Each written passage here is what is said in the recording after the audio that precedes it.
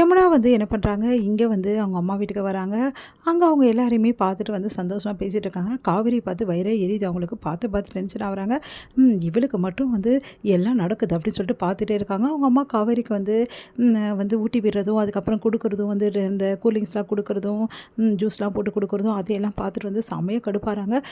என்னக்கா காவேரிக்கு பலமாக இருக்குது, உனக்கு எதுவும் கொடுக்கலையான்னொன்னே, எங்கடி என்னை கவனிக்க எங்கே ஆள் இருக்குது இந்த வீட்டில், எல்லாம் காவேரி தானே கவனிக்கிறாங்க, நானும் காவேரி தான் கவனிக்க வேண்டியதாக இருக்குது, எல்லாம் என் தலை எழுத்து அப்படின்றாங்க கங்கா. அதை பார்த்துட்டு அக்கா நீ இப்படியே இருக்காதக்கா, அம்மா ஏதாவது செஞ்சா நீ கேளு, அதுதான் உனக்கு நல்லது, நீ அப்படியே இருந்தா வேலைக்கே ஆகாது அப்படின்னு கங்காவை வந்து ஏற்றி விடுறாங்க. என்னடி பண்ணுறது, எல்லோரும் காவேரிக்காக தானே எல்லாம் பண்ணுறாங்க, உனக்கு தான் தெரியுமே அப்படி சொல்லிட்டு போகிறாங்க கங்கா. இங்கே வந்து என்ன பண்ணுறாங்க, யமுனா வந்து அவங்க அம்மா கிட்ட என்னம்மா என்ன பண்ணிகிட்ருக்க அப்படின்றாங்க. இல்லடி சமையல் பண்ணிகிட்ருக்கேன் அப்படின்னு. சமையலா என்னம்மா தினமும் விசேஷமாக சமைக்கிற போல் இருக்கு அப்படின்றாங்க. ஆமாடி அந்த தம்பி வீட்டில் இருக்குல்ல, அதுக்கேற்ற மாதிரி சமைக்கணும்ல. சரிம்மா காவேரி அக்கா வந்து வேலைக்கு போகிறதில்ல, விஜயும் வேலைக்கு போகிறதில்ல, எப்படி குடும்பத்தை சமாளிக்கிற கஷ்டமாச்சே அப்படின்னு. இது எதுக்கு உனக்கு அப்படின்றாங்க. இல்லைம்மா கேட்டேன், கங்காக்கா தான் பாவம் இதுக்கெல்லாம் வந்து காசு கொடுத்து கஷ்டப்படுறாளம்மா அப்படின்னு. அதெல்லாம் ஒன்றும் இல்லை, காவேரி தான் எல்லாத்துக்கும் காசு கொடுக்குறா, கங்காவெல்லாம் நாங்கள் தொல்லை பண்ணுறதே கிடையாது. ஏன்னா அப்பள பிஸ்னஸை முழுமையாக காவேரி தானே பார்க்குறா, அவள் தானே எல்லாத்துக்கும் போயிட்டு வரா, அதுக்கப்புறம் அவகிட்ட என்னத்தை கணக்கு பார்க்கணும், என்ன வாங்கணுன்ற நீ அப்படின்றாங்க. நான் ஏம்மா நீ டென்ஷன் ஆகுற, நான் கேட்டேம்மா இதெல்லாம் உனக்கு எதுக்கு, வந்தியா சாப்பிட்டியா போயிட்டே இருக்க வேலையை பாரு, தேவையில்லாமல் இங்கே சிண்டு முடிச்சு வேலையெல்லாம் வச்சுக்காது அப்படி சொல்கிறாங்க. நான் ஒன்றும் சொல்லலைம்மா, நான் சும்மா தாம்மா கேட்டேன், ஏம்மா நீ தேவையில்லாமல் என்ன திட்டுற அப்படி சொல்லிட்டு போகிறாங்க. இது எல்லாத்தையும் வந்து விஜய் வந்து கவனிச்சுக்கிட்டு அப்படியே பார்த்துட்டே இருக்காரு. யமுனா என்ன பண்ணிட்டு இருக்காங்கன்னு நேராக யமுனா வந்து விஜய்கிட்ட வராங்க.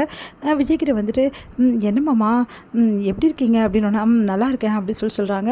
அதை கேட்டுட்டு வந்து இல்லைம்மாம்மா என்ன கம்பெனிக்கு எதுக்கும் போகிறதில்லன்னு கேள்விப்பட்டேன், போகிறது இல்லையாம்மாம்மா அப்படின்னு. ஆமாம் போகிறதில்ல அப்படின்னு சொல்கிறாரு. சரி வேறு என்ன பண்ண போகிறீங்க, வேறு எதாவது வேலை பண்ண போகிறீங்களா இல்லை இப்படியே தான் இருக்க போகிறீங்களா அப்படின்றாங்க.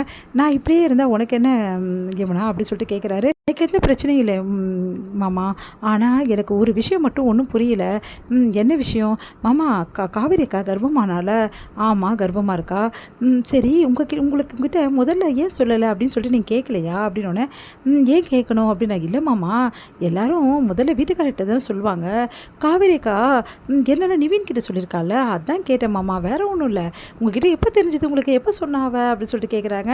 அதை கேட்டுட்டு செம்மையாக டென்ஷன் ஆகிறார் விஜய். உடனே வந்து யமுனா நீ ரொம்ப எல்லாம் மீறி போயிட்டுருக்க அப்படின்னோடனே, நான் என்ன மாமா கேட்டேன், ஏன் மாமா தப்பாக நினைக்கிறீங்க அப்படின்னோடனே, மாமா நான் பழைய மாதிரிலாம் இல்லை, எனக்கு நல்லா தெரிஞ்சு போச்சு நீ திருந்தலைன்னு அப்படின்னோடனே அப்படியே பார்க்குறாங்க. மாமா அது வந்து எனக்கு நல்லா தெரிஞ்சு போச்சு, அப்போது இதே கேள்வியை நீ நிவின்கிட்டையும் கேட்டிருக்க அப்படி தானே, நீ பண்ணுறது கொஞ்சம் அது சரி இருக்கா, உனக்கு அசிங்கமாக இல்லை இப்படிலாம் கேட்குறதுக்கு அப்படின்றாங்க.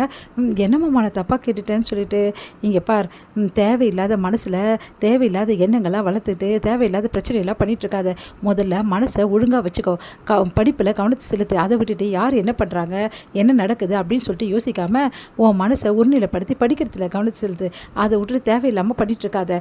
அது மட்டும் கிடையாது, காவேரி எப்போ கர்ப்பமானா அவளுக்கு என்ன கதை ஏது கதை எல்லாத்தையும் நாங்கள் பார்த்துக்குறோம், அதே மாதிரி காவேரிக்கும் எனக்கும் இருக்க விஷயத்தில் நீ தலையிடாத, முக்கியமாக நாங்கள் 2 பேரும் வந்து எங்களுக்குள்ளே சண்டை மூட்டி விடலான்னு பிளான்லாம் பண்ணாத, எங்களுக்குள்ளே நீ நினச்சாலும் சண்டை வராது, இதுக்கப்புறமும் நாங்கள் பிரிஞ்சு இருக்கிற ஐடியாவே கிடையாது மாமா, நீங்கள் 2 பேரும் ஒன்றா இருக்கணும் தான் நான் நினைக்கிறேன் மாமா. சரி நீ நினைக்கிற, அப்புறம் ஏன் இந்த கேள்வியெல்லாம் கேட்டுட்ருக்க, இல்லை மாமா அது வந்து நீ என்ன கேட்குற ஏது கேட்குறேன்னு புரிஞ்சிக்க முடியாது, சின்ன குழந்தை இல்லை நான், புரியுதா, தேவையில்லாதெல்லாம் மனசை போட்டு குழப்பிட்டு எல்லாரையும் கஷ்டப்படுத்தாத, இங்கே பாரு யமுனா இதுக்கப்புறம் இந்த மாதிரி கேள்வியெல்லாம் நீ கேட்டீங்கன்னா அப்புறம் நான் சும்மா இருக்க மாட்டேன், தேவையில்லாத பிரச்சனை பண்ணிகிட்டு இருக்காம முதல்ல கிளம்பு இங்கிறது அப்படி சொல்லிட்டு போகிறாரு. அது கேட்டு ரொம்ப தான் ஓவராக போயிட்டுருக்காரு. என்ன சொல்லிட்டு அவங்க பொண்டாட்டி அப்படியே ஓவராக பண்ணிகிட்ருக்காரு. காவேரி அக்கா பற்றி ஏதோ சொன்னால் அப்படியே பொத்துக்குன்னு வருது இருக்க கோவம். சரி எனக்குன்னு ஒன்று வாச்சிருக்கேன், ஏதா ஒரு நாள் என்னை பற்றி சந்தோஷமாக வந்து நினைக்கிறாரா, இல்லை யாருக்குள்ளது என்கிட்ட விட்டு கொடுக்காம பேசுகிறாரா, எல்லாம் என் தலை எடுத்து காவேரி அக்காவுக்கு மட்டும் நல்ல புருஷன் வந்து கிடச்சிட்டாரு அப்படின்னு சொல்லிட்டு செம்ம கடுப்பாக அங்கேருந்து போகிறாங்க. உடனே வந்து இங்கே விஜய் வந்து அமைதியாக இருக்காரு. அப்போ வந்து காவேரி வராங்க. என்னங்க என்னாச்சு ஒரு மாதிரி சோகமாக இருக்கீங்க அப்படின்னு. ஒன்றும் இல்லை, சில பேர் வந்து திருந்தவே மாட்டேங்கிறாங்க, அதை பற்றி தான் யோசிக்கிறேன், இவர் யமுனா பற்றி யோசிக்கிறாரோ அப்படின்னு சொல்லிட்டு யோசிக்கிறாங்க காவேரி.